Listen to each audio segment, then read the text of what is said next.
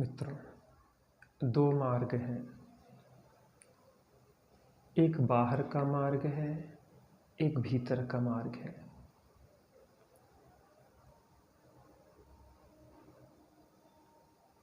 बाहर का मार्ग, बाहर का मार्ग माने हम अपनी चेतना से बाहर जो भी दौड़ें लगाते हैं, अपनी चेतन सत्ता को में न रह के उसके बाहर। बचपन से ही तो हमने दौड़ लगाना प्रारंभ किया था। छोटे छोटे से जब पैदा हुए हम, खिलौनों में सुख की दौड़, कुछ जानकारी में सुख की दौड़, कुछ पुस्तकों में सुख की दौड़, कुछ डिग्रियां प्राप्त करने में सुख की दौड़, कोई अच्छी नौकरी में सुख की दौड़, अच्छी स्त्री को प्राप्त करने की सुख की दौड़, बाहर की दौड़ है।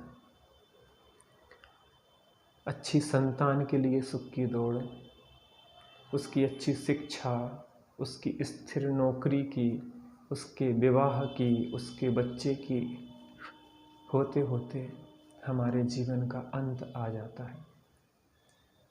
जो बचपन से हमने दौड़ प्रारंभ की थी वो वृद्धावस्था तक पहुंच गई, लेकिन आज तक हमारे जीवन में इस दौड़ ने दिया क्या है? हताशा, निराशा, दुख, तकलीफ, पीड़ा। क्या आज हम कह सकते हैं कि हमारा जीवन पहले की जगह, पहले की अपेक्षा कुछ अच्छा हुआ है, कुछ स्फूर्त हुआ है, कुछ आनंदमय, कुछ घटा है? अगर नहीं तो हमें अपनी बात पे पुनर्विचार करना होगा। इस बाहर की दौड़ में रखा क्या है? देखो, हम पहले पैदल चलते थे, फिर बैलगाड़ी आई, घोड़े आए, मोटरसाइकिलें, कार, बस, पानी के जहाज, हवाई जहाज, पहले ट्रेन 50 की रफ्तार में दौड़ती थी, फिर 100 की, फिर 200 की, फिर 400 की, फिर जेट। मैं एक चीज़ पूछना चाहता हूँ, इन सब दौड़ों में हमें लगता था कि हम कुछ और अधिक सुविधाजनक जीवन को जिएंगे और अधिक शांतिजनक जीवन को जिएंगे, क्योंकि हमारे कार्य जल्दी निपट जाएंगे। लेकिन भाई साहब, आप समझते नहीं हो, एक काम निपटता है तो मन 2 काम खड़ा कर देता है, 2 निपटते हैं तो 4 खड़े हो जाते हैं।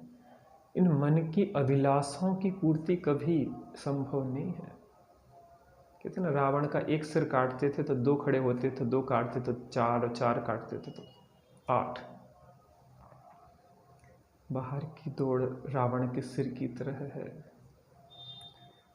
मैं जो कह रहा हूँ, मेरे कहने से कुछ भी नहीं मानना, या ज्ञानी जो कह रहे हैं उनके कहने से कुछ नहीं मानना। आप अनुभव कर रहे हैं ना, और आप अनुभव से प्रमाण करो कि आपने अभी तक क्या पाया।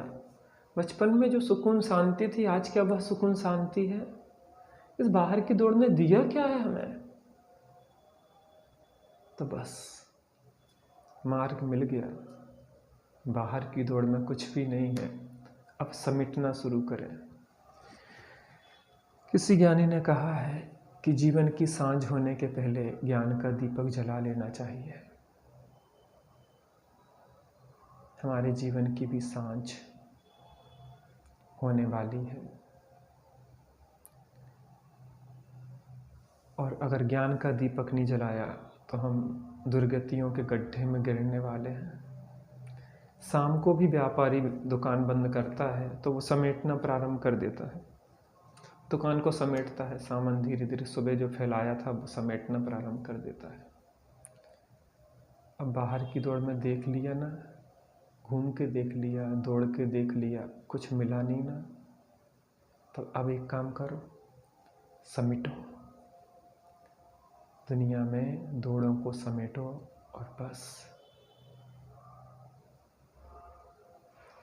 बाहर से हटते हुए अपने में समेटते चले जाओ। जैसे एक कछुआ होता है, और कोई आपत्ति आती है तो वो अपने हाथ और पैरों को अंदर में समेट लेता है। ऐसे ही अब हमें अगर सुख चाहिए है, शांति चाहिए है, तो हमें भी अपने को समेटना होगा।